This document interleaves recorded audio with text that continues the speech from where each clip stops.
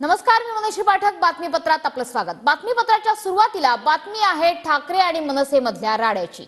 उद्धव ठाकरे, आव्हाड आणि मिटकरींच्या गाडींवर हल्ले झाले, ही प्रतिक्रिया सुप्रिया सुळेंनी दिली आहे. ठाकरेंना हानी पोहोचू शकली असती. सध्या राज्यात प्रचंड दहशत आहे. ठाकरेंच्या गाडीवर हल्ला होणार हे गृहमंत्र्यांना माहिती नव्हतं का?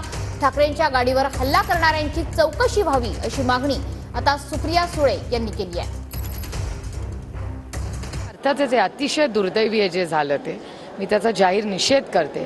ज्या पद्धतीने म्हणजे उद्धवजींना त्याच्यात काय हानी होऊ शकत होती, म्हणजे अतिशय वाईट पद्धतीने काल जो हल्ला झाला.